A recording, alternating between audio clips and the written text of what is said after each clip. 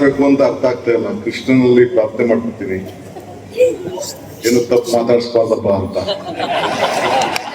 ಯಾಕೆಂದ್ರೆ ಏನ್ ಮಾತಾಡೋದು ತಪ್ಪು ಹೇಳೋದೇ ಜಾಸ್ತಿ ಆಗ್ತಿದ್ದಾರೆ. ಬಹಳ ಸುಲಭವಾದ ಕೆಲಸ. ಅದಕ್ಕೆ ಟೈಮ್ ಎಷ್ಟು ಕೊಡ್ತೀರಾ ಬುದ್ಧಿ? ಅದಾದ್ರೆ 3 ನಿಮಿಷ ಅಂತಿದ್ದೆ ಅದಕ್ಕೆ. ಸೊ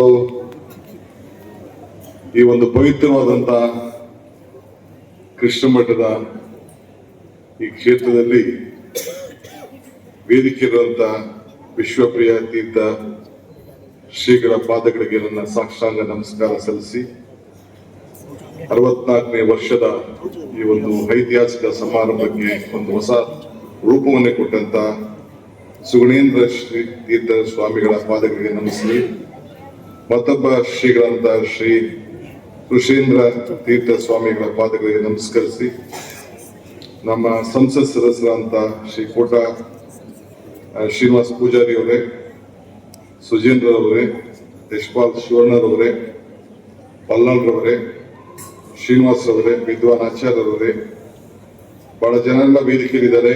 ಕೆಳಗಡೆ ಕೂಡ ವಿನಯ್ ಕುಮಾರ್ ಸೊರ್ಕೆ, ನಮ್ಮ ಜಯಪ್ರಕಾಶ್ ಹೆಗಡೆ, ಸ್ವರೂಪು, ರವಿ ಅವರು, ಪ್ರಕಾಶ್ ಅವರು, ಇನ್ನ ಬಹಳ ಜನ ನಮ್ಮ ಅಶೋಕ್ ಅವರು, ಪದ್ಮರಾಜ್ ಅವರು ಎಲ್ಲ ಕೂಡ, ಉದಯ್ ಶೆಟ್ಟಿ ಅವರು ಎಲ್ಲ ಕೂಡ ಇದ್ದಾರೆ. ಪಲ್ಲಾಳ್ ಅವರು ಕೂಡ ಇದ್ದಾರೆ, ಶ್ರೀಮತಿ ಪಲ್ಲಾಳ್ ಅವರೆಲ್ಲ ಕೂಡ ಇದ್ದಾರೆ. ಪುರಂದರದಾಸರು ಒಂದು ಮಾತು ಹೇಳ್ತಾರೆ, ಇದು ಭಾಗ್ಯ, ಇದು ಭಾಗ್ಯ, ಇದು ಭಾಗ್ಯವಯ್ಯ ಪದ್ಮನಾಭನ ಪಾದದ ನನಗೊಂದು ಶ್ರೀಗಳ ಜೊತೆಯಲ್ಲಿ ಮಧ್ವಾಚಾರ್ಯ ಸ್ಟ್ಯಾಂಪ್ ಅನ್ನ ಬಿಡುಗಡೆ ಮಾಡುವಂತ ಸಂದರ್ಭದಲ್ಲಿ ಅವರ ದಿವ್ಯ ಶುಭವಾರ, ಶುಭಗಳಿಗೆ, ಶುಭ ನಕ್ಷತ್ರದಲ್ಲಿ ಇವತ್ತು ನಾವು ಶ್ರೀಕೃಷ್ಣನ ದಿವ್ಯ ದರ್ಶನವನ್ನ ಮಾಡಿ ಈ ಪವಿತ್ರವಾದಂತ ಕಾರ್ಯಕ್ರಮದಲ್ಲಿ ಪಾಲ್ಗೊಂಡಿದ್ದೇ ನನ್ನ ಭಾಗ್ಯ, ನನ್ನ ಭಾಗ್ಯ, ನನ್ನ ಭಾಗ್ಯ ಅಂತ ಭಾವಿಸ್ತೇನೆ. ಏನ್ ಮಾತಾಡ್ಬೇಕು ಅಂತ ನನ್ಗೆ ಅರ್ಥ ಆಗ್ತಾ ಇಲ್ಲ. ಕರ್ಸ್ಬಿಟ್ಟಿದ್ದೀರಿ, ಬೇರೆ ಹೊಗಳು ಬಿಟ್ಟಿದ್ದೀರಿ. ಧರ್ಮ, ಪೂಜೆ, ಭಕ್ತಿ ಪ್ರದರ್ಶನಕ್ಕೆ ಇರುವಂತ ವಸ್ತುಗಳಲ್ಲ.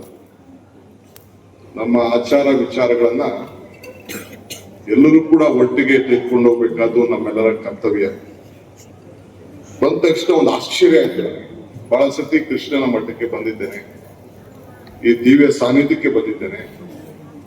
ಯಾರು ಒಬ್ರು ಎದುರಿದ್ದ ನೋಡ್ಲಿಲ್ಲ. ಅದೇಂತಕ್ಕೆ ಇಷ್ಟು ಶ್ರದ್ಧೆಯಿಂದ ಕೂತಿದ್ದೀರೋ ಅಂದ್ರೆ ಇಲ್ಲಿ ಅಷ್ಟು ಆಕರ್ಷಣೀಯ ಆದಂತ ಕ್ಷೇತ್ರ ಅನ್ನೋದು ಇಲ್ಲಿ ಕಾಣ್ತಾ ಇದೆ. ಮತ್ತಷ್ಟು ಸುದ್ದಿಗಳಿಗಾಗಿ ನೋಡ್ತಾ ಇರಿ ಪಬ್ಲಿಕ್ ನ್ಯೂಸ್ 24x7. ಇದು ಸತ್ಯದ ಧ್ವನಿ.